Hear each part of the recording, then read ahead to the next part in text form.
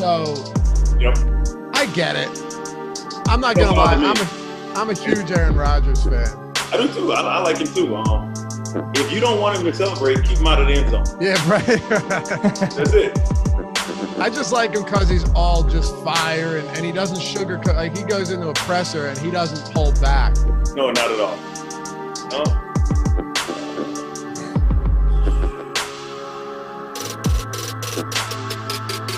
Ew, what's going on, everybody? Welcome to the Awesemo.com NFL strategy show. Final one before, well, all season long, but final one before the NBA season gets underway tomorrow. We've got a ton coming your way on the NBA front, but NFL's not going anywhere. We'll continue to do these strategy shows, continue to do the live before locks, all of the strategy shows throughout the week, and of course the 4-hour shows on Sunday. But anyway, today we got Bills, we got Titans, Monday Night Football. I'm Dave Lochran, joined as always by Matt Gajeski, and coming back for yet another week, Alex Brown, former defensive end for the Chicago Bears, at Alex Brown 96 on Twitter. What's going on, brother?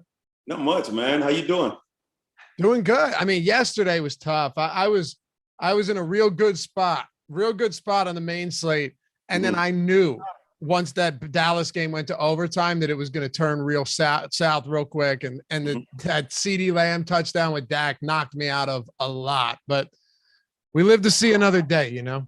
CeeDee Lamb, he is becoming that dude over in Dallas. Gosh.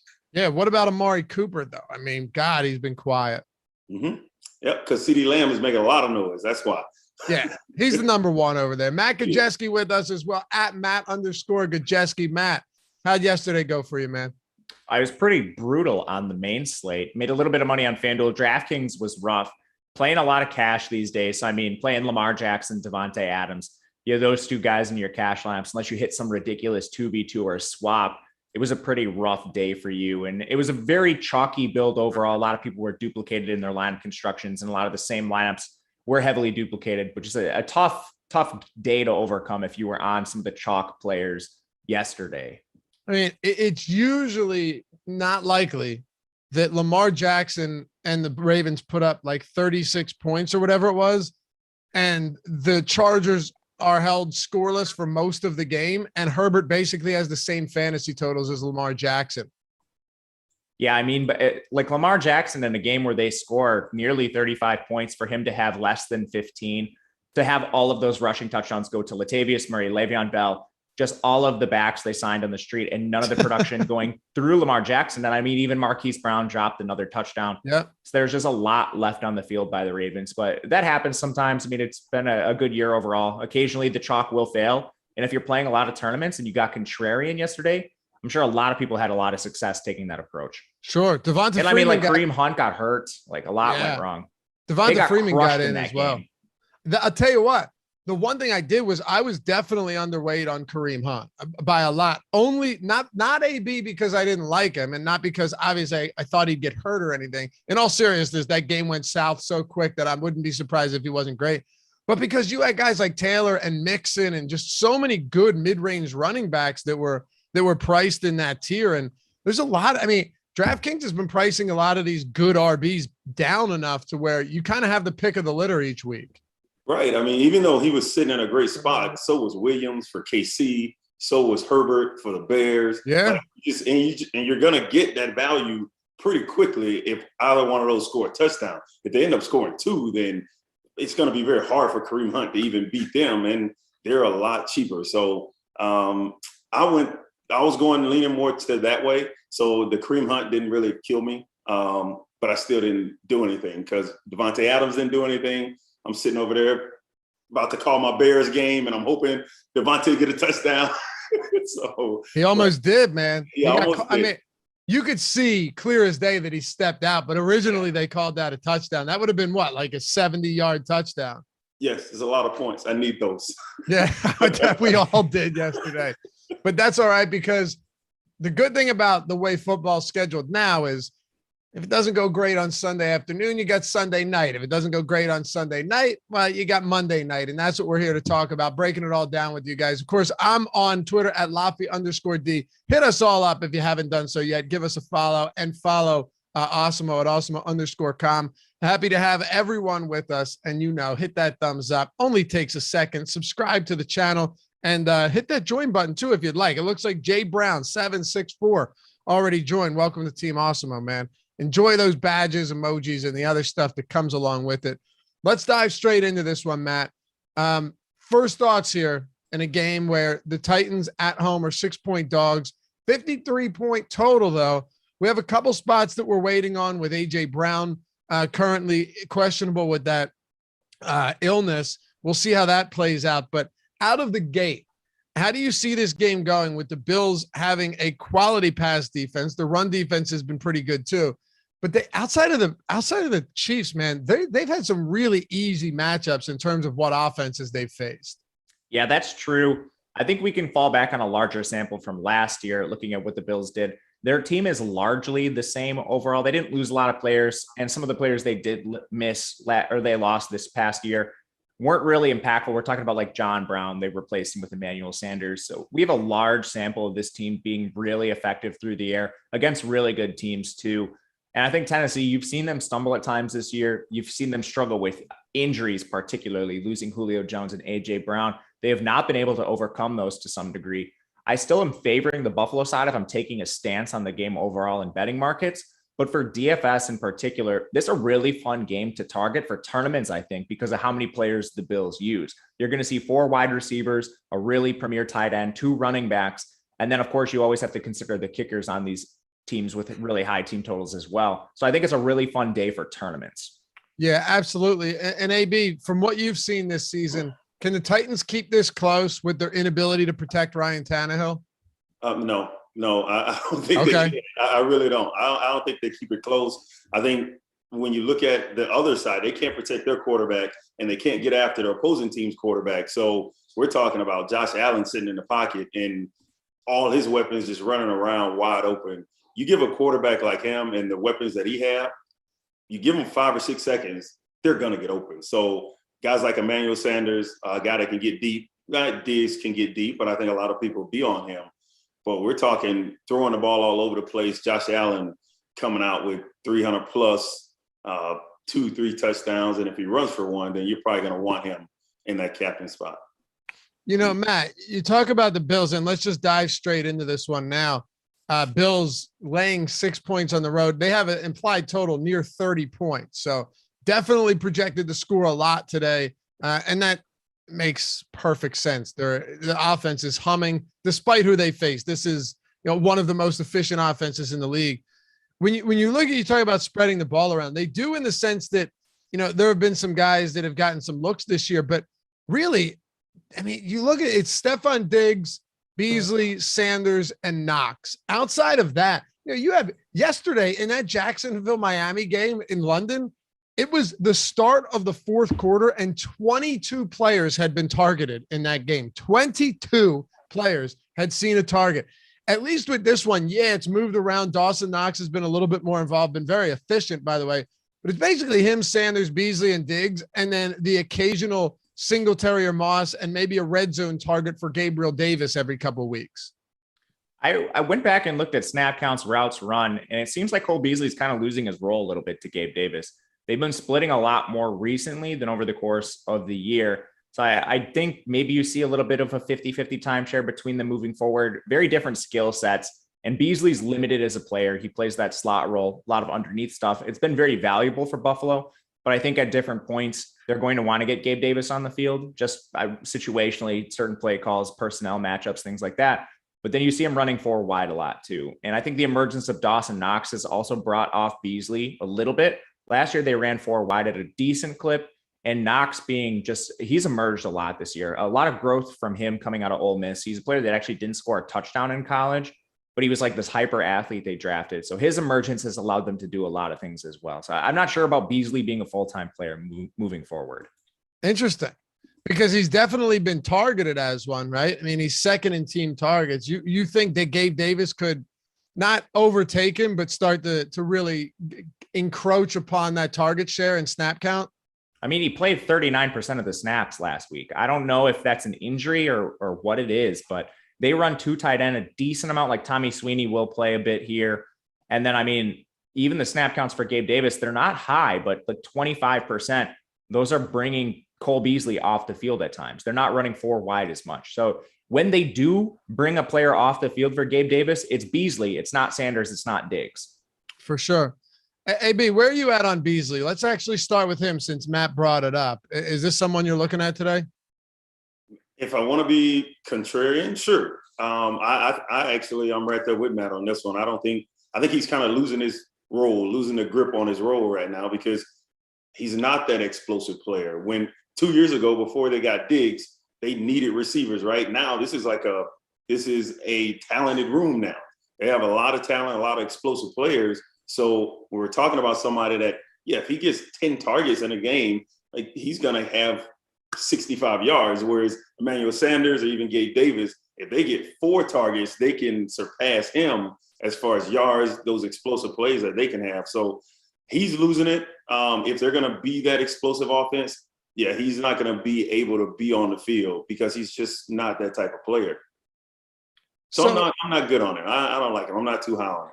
So Matt, who starts getting, because Beasley runs almost 90% of his routes out of the slot, right? So who begins to see that? We obviously guys like Diggs will run. You can line him up pretty much anywhere. Gabriel Davis has seen 54% slot routes, which is interesting for a guy that's, such a threat in the red zone. Would you start seeing them mix that up? Because I'm not necessarily sure anyone's just going to get most of their opportunities out of the slot if Beasley starts losing that grip. Yeah, I agree with you 100%. I do think they rotate it around, and it'll depend on personnel. Like they can even use Dawson Knox out of the slot because of how athletic he is. Similar to like Miami's Mike Gesicki plays almost entirely out of the slot, not wide. Knox can play a little more inline, but he's versatile enough where he can play out of the slot. He can play inline. You could even use him out wide a little bit. And then, like you mentioned, they'll use Diggs there a little bit. I think depending on matchups, depending on what they want to do with Diggs, you'll see a little bit of Sanders and a little bit of Beasley himself and Gabriel Davis. I think it's becoming more of a rotation. But when Beasley's on the field, he is their slot receiver. You don't see him really out wide. But when he's off, I think they'll switch it up. All right, AB, here's my prediction for tonight. Stefon Diggs is the optimal captain and in the Millie Maker winning lineup. Ooh. Oh yeah, it's happening, man. The guy's averaging 10 targets a game. He still averages 2.1 yards per route run. It's there. It just hasn't happened yet. And everyone wants to sleep on him. I'm not saying they will. I ran our optimal. He's in it at captain. Oh, is he? Yeah. I'm not saying it's a hot take, Matt. I'm just saying that like I'm saying I think that's a good play. I'm not saying I'm with you. I mean, how long, and to both of you guys though, how long can you keep Diggs down? I get it. Everyone's like, yeah, but and you said it earlier that he spreads the ball out. Yeah, but that doesn't mean that you spread the ball out, that Diggs is going to have floor games for 17 straight weeks, right? I don't think so. I think it's a strong buy low for the volumes there. The big games just haven't been. We see that correct all the time. So I'm with you. What about you, AB? You got a different opinion here? Yeah, it's not going to change. I mean, the teams they're playing, it's not going to change. When you come into this game, you have to stop Diggs. So the Titans, they know they have to stop Diggs. So other guys get off. So you get Knox to go off for a big game, or you get Emmanuel Sanders with one-on-one coverage and he goes off for a big game. But they're not going to switch that and go to Emmanuel Sanders doubling him. No, you're going to stay on Diggs. If Diggs goes off, it'll be a game where he has 15 targets and they're just truly trying to get him the football to get him kind of in his rhythm and going. But this team right here, man, they're thinking about winning. That's it. They almost got there last year. All they care about is winning. And it doesn't matter if it's Emmanuel Sanders and Knox or whoever. So Diggs is fine. He wants to be that guy, and I think he will be. But I'm actually going to say he's not the captain tonight because I don't think if the Titans have any hope of winning, they have to double him. So when you look at a guy like Davante Adams, right? Absolute freak of nature. You could do whatever you want to stop him. You know the ball's going to come to him 15 times a game, and you just can't stop him, right? He's a different type of player, Diggs. He's built different, not as fast, but he's just got more size. He's stronger. He can beat out any coverage. Is that the problem that you see with a guy like Diggs, that if you're doubling him, he's not exactly the type of guy that can use his strength and his body to overcome the extra or the additional attention? Right. Like that's exactly it. I think Diggs is a heck of a player, but you can take him away because of his size. He's not as big. If you get physical with him, I think you can kind of get him out of the game. Davante Adams, we're talking about Aaron Rodgers was the MVP last year. You know, they has Davante Adams. He was an MVP. So they knew coming in, you got to stop Davante, and they still couldn't, no matter what you did, because they would line him up outside. They line him up in the slot. They line him up anywhere, and he has the skill set to do it. I don't think Diggs can – I'm not worried. Nobody's worried about Diggs running by them, right? Diggs is a 4.6 type of receiver, so he's not a very fast guy. So there are just limits to some of the things he can do. He does have 11 deep targets on the season, Matt, and that's what gets me excited, right? Like he's third in deep targets on the year coming into week 6, because obviously most teams have played already in week 6. The ceiling game, I think, is still doable for Diggs. Let me ask you this, Matt, because I think AB makes some good points. What is different about needing to stop Diggs last year from needing to stop him this year? I don't think a lot. Their personnel is largely the same. I think it comes down to if they try to stop Diggs with that approach, how does Buffalo exploit the rest of Tennessee's defense? And we're not talking about a prolific pass defense by any means here. And early in the year, they have shown the ability to use Sanders, to use Knox and some of their personnel. And they've actually had some games where they've run on some people too. Their pass rate's not as high as it was last year. I think a lot of that has to do with opponent and game script so far this year. But there's multiple ways they can beat Tennessee. And I think if Tennessee does take that approach, they'll just use Sanders and some of the other openings that are available to them. Man, AB, wait till we get that squeaky wheel game, though, like we had from Robert Woods 2 weeks ago, where they just peppered him with targets and he had like 80 targets. But all right, so how about this? Let's entertain this for a second. In the event that the Titans do come out, trash secondary, by the way, not very good. But they do come out and they make it. They put an emphasis, I should say, on stopping Diggs. What are you doing now? Like, are you entertaining captaining Emmanuel Sanders, right, or some of these other pass catcher secondary guys on the Bills? Absolutely. I mean, you look at 2 of the last 3 games. I think Emmanuel Sanders has had 2 touchdowns in 2 of those 3 games. So if you get a 2 touchdown night out of Emmanuel Sanders and an okay night out of Diggs, then heck yeah, you can really see, because a lot of people will put Diggs in there. A lot of people have Josh Allen in there. So I can really see a huge game out of Emmanuel Sanders. And Emmanuel Sanders has the speed to hit them deep, to get one of those first quarter he has 2 catches for 82 yards and a touchdown. I can see that for Emmanuel Sanders. What about Dawson Knox? Love it. Love it. Matt said it earlier. Matt said that we didn't see a whole bunch from Dawson Knox last year. Like he wasn't this player right here. And you're starting to see him grow. Well, Emmanuel Sanders wasn't there either. So there's a lot more there for Emmanuel Sanders. This is his first year with them, right? Yeah. Last year was John Brown. He wasn't there last year either. So I think he's a different player than John Brown. They have a lot more weapons than they had last year. So when you try to take away Diggs, they're just going to go to those guys until you like shore up that coverage and make it more balanced. And then they can give Diggs his touches. Matt, one of the things that's interesting about Knox too is almost 30% of his targets have come in the red zone. I mean, when you're talking about a tight end and just how heavily or how necessary touchdowns are at a tight end position, particularly one that averages like 4 or 5 targets per game. I think Dawson Knox is like 6 targets per game at this point, around that. Those touchdown, the touchdown equity for a guy like Knox is so important. For sure. I counter that a little bit because he's just not playing the tight end position. Almost half of his snaps are coming in the slot or wide. So I see some people talking about like the Byard matchup in chat. Like he's not going to get Byard every single play. And we talk about this with all wide receiver corner matchups. It's very rare for even a shadow situation in the NFL on an individual corner. Like Byard's not going to be on him every single play. So it's like a mute point to me. It's not worth even talking about. But the red zone involvement for what you mentioned is huge. Like if you're going to get red zone targets for any player, tight end, running back, wide receiver, fantastic. Yeah. And I guess let me rephrase it. What I mean is more so the fact that he's averaging less than 5 targets per game, right? So he's not someone that's just getting peppered with them. So if 2 of those 5 are going to come in the red zone, it just makes him more valuable. Do you think he becomes more involved though going forward? Like, do you think we start seeing a more heavily concentrated offense, or is there just really no need for that right now with all of the weapons they have? I think most of the concentration comes through Diggs, and it's spread out for the rest of the players. Okay. Now, any other peripheral guys, AB, that stand out to you whatsoever for Buffalo? We never want to leave any stone unturned. We're talking about these showdown slates because one random player can get 1 or 2 targets, one of them for a touchdown, and boom, everything changes. Is there any reason to say, you know what, maybe if I'm playing a bunch of lineups, I'll get some Gabe Davis in there and hope that Allen targets him in the red zone? Yep. Oh, absolutely. I think you're going to need that too. I mean, if you're going to get the big boys in this game and you want a little piece of Derrick Henry and Josh Allen in the same lineup, then yeah, you're going to have to use Davis. I mean, he's really cheap, and there is a good possibility that he does get 3 or 4 targets and catches a touchdown. So it's a high-scoring game. You just never know. I'm going to have some Davis, but that's about it.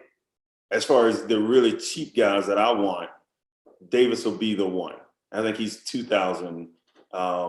So I think that's some necessary savings there that you can use. Yeah, and Matt, to close out the passing options here, I think it is interesting that Josh Allen has the second most passing attempts in the red zone this season, behind only Brady. Now, that's not a surprise because they've been wildly efficient. They faced pretty rough defenses, and they're just moving the ball up and down the field effortlessly. I can't say that word.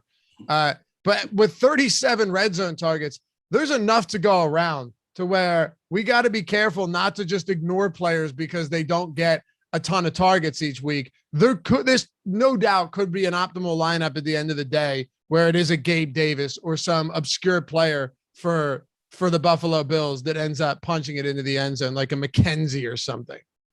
For sure. And I think you have to look at this as a rotation. And I don't know if a lot of people will, which brings up ownership. Cole Beasley, again, his role has been reduced. He hasn't played more than 66% of snaps in 4 straight weeks. He's been at 60 or below in 3 of the last 4. And again, some of those are blowouts. But a lot of that coincides with Dawson Knox emergence. He's been over 78% of the snaps in all 4 of the last games. In week 1, just 56%. You look what Beasley was in that game. He was at 91%. So in the last 4 games, you've seen a huge role reduction for Beasley, a huge role increase for Dawson Knox. And you've seen Gabe Davis remain fairly consistent. He's going to play between like 30 to 50% of the snaps, depending on what they want to do player personnel wise. And we just won't know that coming into the game. So taking stabs on Gabriel Davis makes a lot of sense to me because his role has been fairly consistent. Beasley's a guy I will certainly fade tonight if his ownership remains where it is, and I will be playing more guys like Dawson Knox. For what it's worth, I'm certainly not suggesting you play Isaiah McKenzie, who has, I think, 1 target on the season. Just saying, we've seen some crazy. AB, you've seen every year we see it with Josh Allen where random guys get into the end zone for Buffalo. It just always seems to happen. Mm-hmm. So. And yep, absolutely. What are you doing with the Buffalo backfield then? The split between Singletary and Zach Moss, AB? Not a whole lot, honestly. I think once you get down the red zone, I mean, I think it is Josh Allen. He's going to keep that ball, and he's going to get in the end zone. Zach Moss, he's had some production this year. He catches the ball out of the backfield, but very few times do you see him go over that, 12 carries in a game. It's just not enough for me. He just doesn't get enough touches. Now, he does catches the ball out of the backfield, so you could run into some big plays, 4 catches or something like that out of the backfield, which would make him relevant. But 4 touchdowns on the year, I don't know. I need a little more. You know, Matt, this is a team in Buffalo that even when they are ahead by 6+ points, right, they're still top 10 in pace. They still like to throw. I mean, pretty much everything about Buffalo, like situation neutral, they're second in pace. If you're looking at seconds per play, they're going to try and move the football quickly, really regardless of the situation. And when it comes to somebody like Zach Moss, he doesn't get you excited, but at the same time, he is going to be, if it's not, put it this way, if it's not Allen getting the goal line carries, it's going to be Zach Moss. He has 9 inside the 10-yard line this season. Remember, he sat out in week 1, so he's only played 5 games. And then if you're looking to Singletary, you're hoping that he's the guy that breaks off the long 30 or 40-yard run, which he's capable of doing, but it's just very, very unlikely he's going to get any of those opportunities inside the 5-yard line. I think with both players, you're dealing with unlikely outcomes where they hit their ceiling. Now, that's viable in tournaments. It's actually something you probably want to target in some of your lineups because we are talking about a Bills offense projected for nearly 30 points tonight. So while Zach Moss isn't the clear goal line back, I do think it is Josh Allen. And I mean, that's a trend we're seeing more and more in the NFL. Rather than teams like handing it off to Zach Moss and playing 10 on 11, they're now using their quarterbacks to some extent. And a lot of teams are doing this, I think highlighted by like the Kyler Murrays and Lamar Jacksons, but even Josh Allen's getting a ton of designed runs. And it makes a lot of sense, especially given his size. So Moss is cannibalized in that way. And at his price, like I'd rather just play Julio Jones. On the other side, we'll talk about that game later. And then as far as Devin Singletary goes, he's cannibalized not only just by Allen, but Moss, like you mentioned, is going to be the goal line back. So Singletary has like these hollow touches where if he doesn't break off that big play, it's going to be really hard for him to get there. At his price range, I mean, he's close to Beasley. We've talked a lot about how we don't like Beasley today, but I think his role is still more consistent than Singletary's. You could play a kicker who has a more consistent role. You could even go down to Gabe Davis, who I don't think is that much different as far as just raw projection goes from Devin Singletary. So outside of tournaments, I'm not going to be playing these guys. In tournaments, would you be willing to, and like yesterday, this probably would have worked. I didn't see the winning score on Sunday night, but I know Ben Roethlisberger did throw a touchdown to Najee Harris. I'm not sure if Roethlisberger was in the optimal, but you get the point.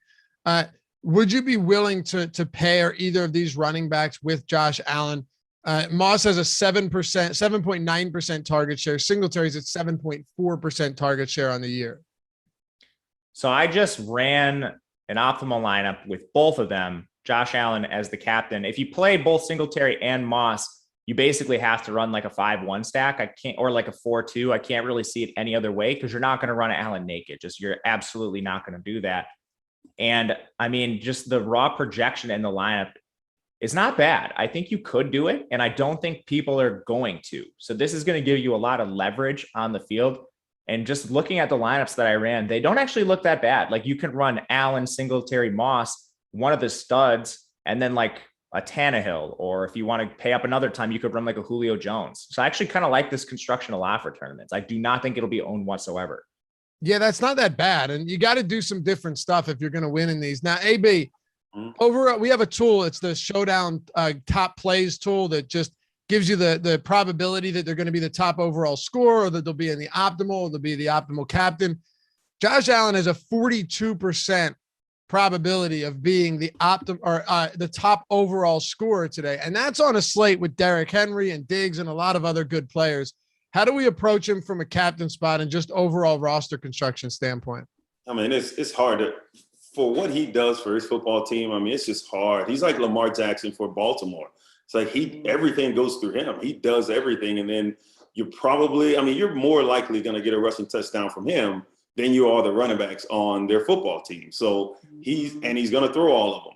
He's going to throw all the touchdowns that you get through the air. He's probably going to throw it. So everything runs through him. I think it is hard to completely fade him. I think that would be crazy to have no lineups with him as optimal. But I mean, shoot, a couple of shows ago, we did McCaffrey, and we saw what happened to McCaffrey. Yeah. And but that stuff happens. I mean, you don't really anticipate it happening, but it does happen. So I'm not advocating for Josh to go down tonight at all.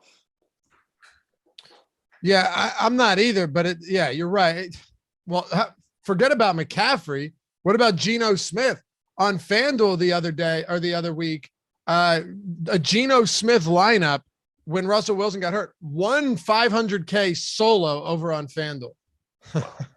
Wow. I mean, it's crazy. And it happened with Marcus Mariota when Derek Carr got hurt. What was that, 2 years ago, Matt, or was that last year? That was last year, I believe. Was it last? I'm pretty sure it was last year. I know exactly the day you're talking about. Yeah, crazy shit happens. But the problem is, how many times do you have to do that until it works? And then if it works, did you get the right build around it? So like you have to get everything right for that to work. It's whoever. I'm tipping my cat to the guy or the lady that plays Mitchell Trubisky tonight and not Josh Allen. Come on. No, I'm not playing Mitch. I'm sorry. Can't do it, man. Can't do it. If Nathan Peterman was still behind them, maybe we'd do that. I'm kidding. All right, Matt, what about Josh Allen for you? The obvious answer is play him. I get that, but I'm just pointing out that he's very expensive. And to make it work in the captain, you'll have to make some concessions there outside of or in the flex spots. Yeah, you're absolutely right. And I like taking the approach outside of cash. In cash games, I'm playing Josh Allen in the captain. More than likely, we'll see how the day goes on with projections and stuff, but that's where I'm leaning right now. But in tournaments, I like taking shots on these receivers, assuming that all the production does come through the air. So you have Diggs coming in with reasonable ownership. He's nearly half as owned in our projections as Allen. And then you go down the list, like Cole Beasley, the second most owned receiver. I'd love to leverage off him with like a really low owned Emmanuel Sanders, and Dawson Knox. He's even further down. I mean, you can play those two guys in the captain, and Knox coming with a ton of leverage right now. I mean, he's a guy that is on the field nearly every play. He's playing in and out of the side. He's even playing out wide. Nearly half of his snaps coming from the slot out wide. They're using him like a receiver, and he's playing just so much more than Beasley. But approaching Allen, I like stacking the pass catchers in the captain spot and using Allen as a flex in tournaments. You guys have anything else for the Bills, specifically the defense, AB? I mean, I get it. This should be a high scoring game, but what if, right? What if the Titans really can't protect Tannehill? He's been sacked 20 times this season already. The Bills are top 5 in pass rush. Right? Any possibility that the Titans offense sputters like we've seen them do before, and we end up seeing a fumble, a strip sack, and a scoop and score, a pick 6 or something from this Bills defense? Well, absolutely. I mean, you just said it. They've given up 20 sacks, and a lot of sacks. Now you're coming in with a team that actually gets after the quarterback. So what they need to hope is that they can run the ball effectively. If they can run the ball effectively and their defense can keep this game from getting out of hand. So they don't want to get put in a position where they're down 17, 20 points, and now they have to throw it. And you kind of eliminate Henry from that. So they want to keep it close. If they can, then yes. But if it gets out of hand, I mean, you could definitely see 6, 7 sacks from this team. And then you have to have them. So yeah, there's a possibility that if I'm playing like 5, I might play 10 lineups. I will have the Bills in there. I'll have some too, especially if you're captaining Josh Allen, Matt. It's not, and I don't know where you're at on this. You might be on a entirely different page, but if you're captaining Allen, you might need to go cheap with a couple spots. Maybe the Bills make for one of them. What are you doing with the Bills defense and Tyler Bass at the kicker position? I think you can play them both. I'm probably going to end up with Bass in cash games, low risk contests. Again, we'll see how the day moves on, but he's just such a cheap attachment to a team with such a high implied team total, and he's safe. Like field goals, extra points, those are going to be there for Buffalo. I love the Bills defense. Like you just talk about a team that has approached defense the right way. I mean, last couple of years, they've been towards the top of the league, and rather than take these luxury draft picks like the Chiefs and Clyde Edwards-Helaire, which was largely a waste, they're just reloading at positions of value. And they're taking these high value, low bust probability players on the defensive line. Like last 2-3 years, they've now taken Ed Oliver, AJ Epinesa, and Gregory Rousseau. And they're so deep on the defensive line right now that none of these guys are averaging a lot more than 50% of the snaps. And you might think that's a reflection on talent, but it's not. These guys are all actually so good that they're able to rotate them and keep them fresh. So if for whatever reason you have them going down in this game, like the Bills pass rush is going to be fresh through the entire game because of how many guys they can play on this defensive line. They're just so deep. Yeah, they are.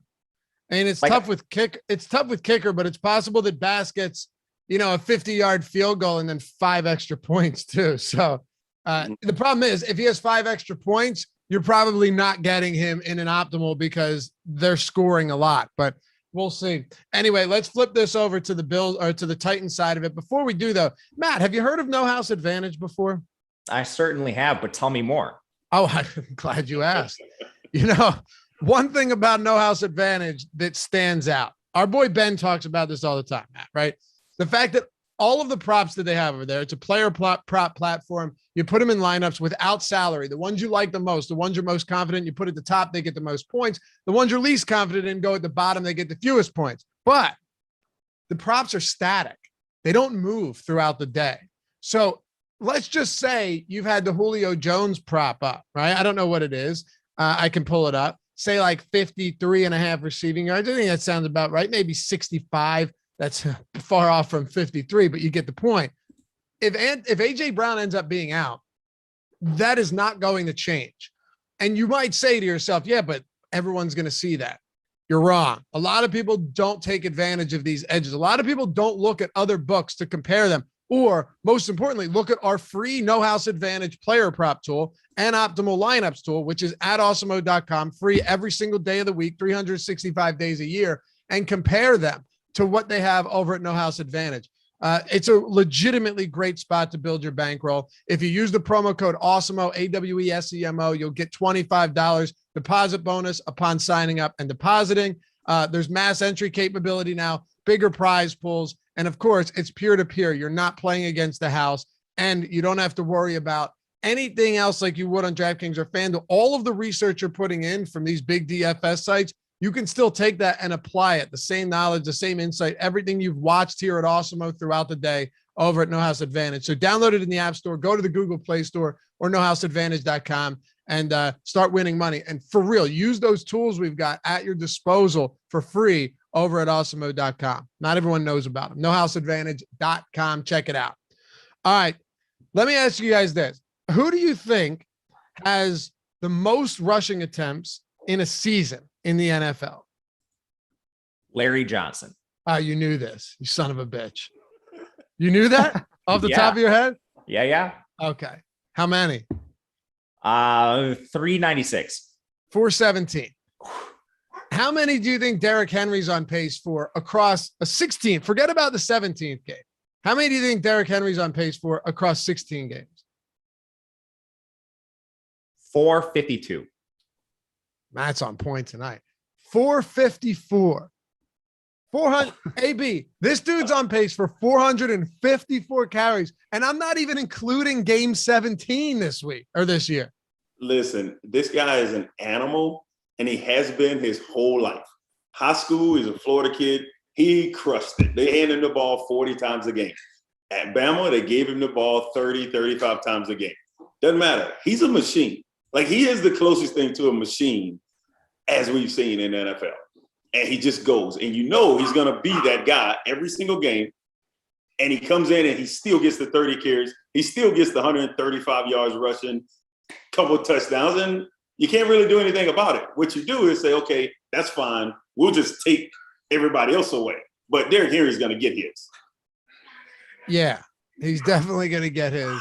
And I think, Matt, the biggest thing here, right, is let me ask you guys a question. How has Derrick Henry managed to stay healthy week in and week out? Like, I know his running style is different for sure, you know, and he's not the Jamal Charles type, even though a lot of those bad injuries were non-contact, but just in terms of how big this man is, how does he stay healthy on 30 carries a game? It's honestly probably the most remarkable part about this whole thing. He's been able to handle that workload, be as efficient as he is, and be durable. I think some of that, like the soft tissue stuff, some of it comes down to offseason preparation and how he takes care of himself. And you can see it. The dude's just like an unbelievable human. You couldn't create humans like that in the lab. So I think a lot of it probably is Derrick Henry's preparation himself. And I don't know what he does. I don't know what some of the other players do in comparison, but he never has soft tissue injuries. And then, like you mentioned, he hasn't had any of those drastic non-contact injuries too, which you just love to see it for Henry. I hope he continues to be healthy throughout the duration of his career. It's honestly a revelation. Man, it does sound great, man, honestly, but sometimes it's just mom and dad. Like, he didn't do anything for it. It's just mom. You're saying just straight genetics? Yeah, just genetics, man.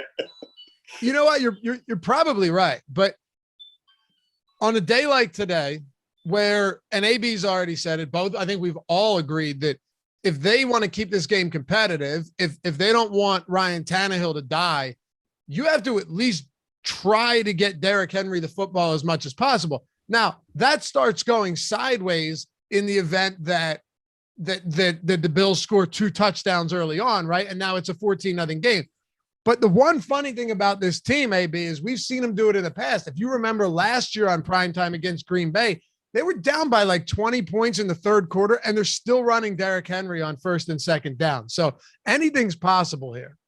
They do believe in who they are. And I think what they, in those situations, you tell the defense, we got to get a stop. They're going to run their offense. Hopefully they can be very efficient and score a touchdown. And then you tell your defense, we got to get off the field right here. And if they can do that, then they can stay in this game. But it's just hard when we're talking about an explosive Bills offense. Tannehill is going to have to throw the football if they get behind. They're not going to be able to run it and stay afloat in this game. Right. And Matt, they were down by 2 scores to Seattle earlier this year. And the reason they won that game was because Derrick Henry had 35 carries. Yeah, I think part of it is when you're down 14-0, 21-0, or you're just down by that margin, you're going to see softer boxes too. And Derrick Henry already is probably their best advantage as far as winning some of these games, especially when you don't have like AJ Brown and Julio Jones, and they played large stretches of this season without them.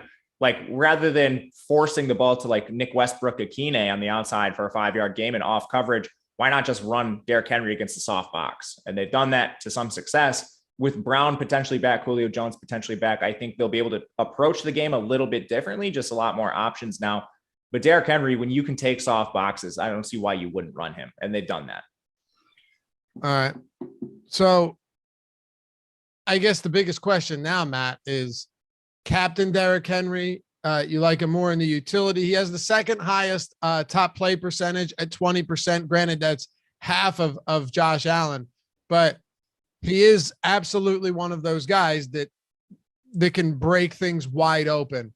And let me point out too, you can speak to this, both of you guys can. If Jeremy McNichols, who was a DNP in back-to-back, do not practice in back-to-back days leading up to this game, if he ends up being out, does Derrick Henry also become the primary pass catching back? Because that is a huge deal if McNichols is out. I don't know. We'll have to watch and see if they activate Darrington Evans. To my knowledge, he has not been fully activated or like brought up to he's definitely practicing again. He's going to come off injured reserve in one of these games, but I don't know if he's going to be active for tonight's game. Darrington Evans is a clear pass catching back, and I think he would slide into the Jeremy McNichols role. If both Evans and McNichols are out, you're looking at like Mekhi Sargent, who's an undrafted free agent coming out of Iowa. He can catch the ball, but I don't really see his skill set being too different than like Derrick Henry's. Like, he's not a scat back like McNichols or Darrington Evans. I'm not sure why they would put him on the field over Henry. That's the situation where I would really like to take a stance on Henry and play more of him when both Evans and McNichols are out. Right? Because what you might see, AB, is other people try and get sneaky with whatever backup running back is in there. And it could just be the case that Derrick Henry gets all of that. He is. I mean, he'll probably get it. Every game, except for the last game. I think he didn't have any targets last game. But prior to that, he had at least 2. And he's turned, 2 catches for 20 yards added on. And that's not taking away anything from his 28 or whatever that average is as far as carries he has per game. So he's just a monster. And if you look at how this game is played, we just talked about it, they can't protect the quarterback, right? So they're not going to sit Tannehill back there and just have him go 5-7 step drop. So those checkdowns are going to be huge in this game. I can see Derrick Henry having 4 or 5 catches. If he breaks a tackle, that's going to be a reception for 24 yards right there. So I think it's very viable, and I will have him absolutely in the captain spot more than Josh Allen. What are you doing, Matt, with the pass catchers here? Julio Jones is back, and that's encouraging. Hasn't played since week 3. Had a nice game in week 2, so he's not dead yet, so long as he can stay on the field. And then AJ Brown is questionable with this illness. I think you'll see Julio Jones be fairly popular because of his price point. And if AJ Brown's out, like very much deservedly so, he's going to be the clear alpha receiver for Tennessee in what projects to be like a pass-friendly script for them if they're down in the game. And his price is just so attractive down there. He's basically cheaper than all the premier options on both Tennessee and Buffalo, and he should be functioning in that role. I'm expecting Julio to be popular either way, but if AJ Brown is out, he should be extremely owned. And that's because he's a good play, and it'll be an even better play without Brown. Do you think you see any Tre'Davious White shadow action here if both of them are active? I don't think so, but I'm not sure. Yeah, neither am I. I mean, there were a couple times last year. It's actually Josh Norman that was on AJ Brown for 85% of routes last year. So we'll see how that works out. But all in all, it doesn't really matter much on a showdown slate. We saw what DK Metcalf did against the Rams and Jalen Ramsey the other week. What are you doing with the pass catchers, AB? I mean, I like Julio. I don't think Julio is the Julio of old. I think he's a little older now. And when you're looking at the targets and where they're going, this kid Westbrook Icon. Keeney. What is it? Yeah, that. Keeney. Yeah, him. I just call him Nick Westbrook. Really, Nick Westbrook. Let's go with that. Let's go with that. He had a bunch of targets these past 2 games that he played. Not the Jacksonville game, but the 2 before that. He had a ton of targets. And if you can see a game where they're coming from behind, yes, he can be that guy. I mean, he's cheap. If you want to, you could go to him as opposed to if people are going to Davis from the other side for that cheap option. I mean, you can lean to him because they're going to be throwing the ball a lot if Buffalo ends up doing what we think Buffalo's going to do, and that's really score a lot of points here. Matt, do you have any tertiary guys, kind of non-studs that we're looking at for Tennessee that might be able to haul in a touchdown in the red zone or something? Say AJ Brown is out. I'm honestly not 100% sure I know who they're going to put on the field. So they've used Nick Westbrook, Akine, and then he's missed some time, but you've also had like Marcus Johnson pop up, like Chester Rogers, who's also questionable for this game. Those are all players who have played some snaps, like pretty significant snaps, 50% or more for this team at different times. So I'm just not sure which one's on the field in, like these scenarios. And I think there's a chance that it's maybe just like 3 or 4 of these guys rotating like 50% of the snaps, like Johnson, Westbrook, Akine, Chester Rogers. And then maybe you see like more Michael Pruitt and Ferkser and 12 personnel, depending on the injuries. So I think it's honestly going to be like a timeshare. And depending on how these guys come out as far as ownership goes, I'm probably going to be trying to spread out the Tennessee ancillary options, maybe taking little stands here and there if one of them comes in overowned. And this is gross too, right? If you look at red zone targets, Westbrook Akine has 6. Outside of that on the season, you have 1, 2, 3, 4, 5, 6, 7, 8 players with 2. So there's no advantage there either to try and figure out which one it's going to be. I mean, honestly, it might just be somebody like Pruitt where you pray that he scores. I mean, he's played a lot and he was injured. He was injured earlier in the year. So we're talking about really small samples with him, but they clearly value him in a specific role. Ferkser is basically just like a big slot kind of tight end. He doesn't play a lot in line. So Pruitt's going to get a lot of snaps naturally. And Laffy, you and I have talked about this a lot, but even on designed run plays, a lot of times quarterbacks just naturally have to check out of those into pass plays. So Pruitt's going to be on the field for a lot of this game, and he could easily work his way into an optimal lineup if he catches the touchdown. And he's way cheaper than Anthony Ferkser. So that's what I like to see. AB, you have anything else from Tennessee here? Defense, kicker, anybody else that we haven't talked about at the skill positions? No, definitely not defense. Don't play them. They're going to get smoked. So, no, don't do that. No, I'm good. That's it. I just don't, they're going to have to score touchdowns. I don't think they're going to be looking to kick the field goal. So I think that hurts their kicker. I don't think this will be a low scoring game. So I'm good. Anything else for you, Matt? I'll just people might be asking the route difference between Ferkser and Pruitt. In their last game, Ferkser ran 4 more. It was 16-12. So that difference is pretty close where I think Pruitt's still active enough to target, but that's okay. Good stuff. So we got about 5 minutes to go here. Jordan, what's up next? What's coming up after this? MLB strategy? There's no baseball today, is there? Primer? Oh, okay. Big. That's good. Okay. So you got NBA coming up tomorrow, right? We're kicking the season off on the 19th. So you got the NBA DFS tutorial with Josh and Adam. That's a great show to check out. They've done this before. It's kind of evergreen. So if you don't catch it live, be sure to catch it afterwards. especially if you plan on playing some NBA DFS this year. Perfect way to get started and get your research going. So they're coming up after us. And if you want to get access to all of our NBA DFS content, NFL DFS content, PGA, NASCAR, MMA, esports, whatever it is, the projections, the ownership, the top stack tools, the boom bust tools, the lineup builder, the fantasy cruncher add-on, outside of fantasy cruncher, all of those tools built by the #1 ranked DFS player out there, Awesemo himself. Fellas won a lot of money using those tools as well. So suggest that if you want to get behind it, you use the promo code NFL Strategy Show, all one word. What is it now? They keep changing this shit, man. NFL Showdown, all one word, all caps, 25% off your first week of Awesemo Plus. That's not just football, that's everything. If you want to go all out, you can do a year though. You could do a month, one sport, all sport, just NBA, just football, everything. Or if the pockets are tight right now, but you still want to be able to get some good content, some good tools, the Express Pass, like the NFL Awesemo Plus Express Pass, $395 a week, gets you all of the Showdown tools, a ton of main slate stuff, the lineup builder, all of the tiers tools. So, I mean, a million options for anybody. Go to awesemo.com/join. Use those promo codes as well. All right, fellas, let's build a quick lineup and then give our top bet for the day. Matt, AB, we'll kick it off with you. Who we going to captain? Let's talk large field tournament here. Derrick Henry. All right. Works for me. Matt, that gives us 65.80 per player. We got 5 flex spots to fill. Yeah, we're gonna reduce that even further with Josh Allen. Oh, jeez. All right. Well, yeah, it sucks. All right. So let's go with, oh, God. All right. You know what?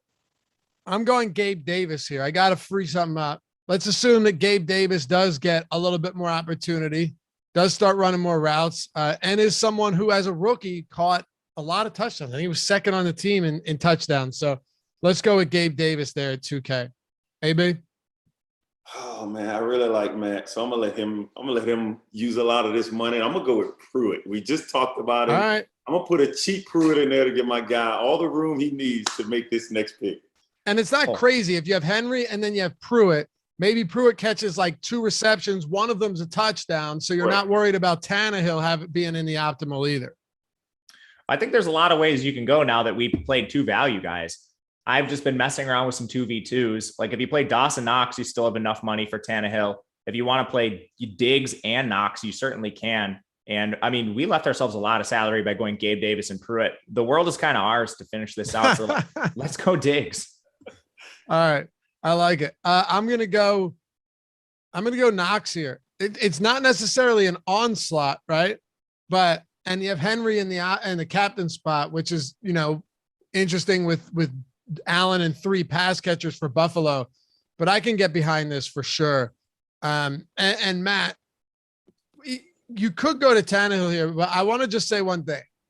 One crazy thing to do if McNichols is out and you think Derrick Henry gets all that pass catching work and they're playing from behind, some Derrick Henry Tannehill lineups could be very interesting if that happens. 100% agree. Yeah, because I think a lot of people are going to be worried about getting them into the same lineup. All right, cool. I like this. Henry, Allen, Davis, Pruitt. Those are our 2 value guys. Diggs, Dawson, Knox. So we have 4 studs in there. I can live with that. All right. Before we close this out, hit that thumbs up if you haven't done so yet. I think I forgot to ask this entire show. We got 400 people watching, 79 likes. Let's get that up to 100 and subscribe as well. What are we at? 62. Nice. We hit 62,000 yesterday. Appreciate you guys. And welcome to everybody who hit that join down below and is now part of Team Awesemo. Let's do this. Favorite bet for today. AB, who's got this game? Oh man. Buffalo covers. I think it's 5.5, probably be 6 by the time the game gets here. Buffalo covers this easy. Okay. Matt, what about you? I'm on that too. Oh, you got to give me something else, man. Come on. You don't got nothing else for me? I haven't dug too deep into props. That would be my favorite one. All right. Fair enough. What do you think Derrick Henry's prop to score is today? Minus 145. Yeah, he is currently minus 215 to score. Way off on that one. Crazy, right? So he's gonna score. It's insane. I'm going a little off the board here, but Stephon Diggs, it's his day, baby. Even money, anytime touchdown scorer. Let's make it happen. That'll do it for us. Thanks for hanging out as always. Stick around. Adam, Cher, Josh Ingham, coming up next. It's the NBA tutorial show, primer, whatever you want to call it. Evergreen, good shit. You should check it out, whether it's live or after the fact. We'll catch you back here for the next one. Thanks for watching the strategy show presented by No House Advantage. Peace. I need a stack of paper.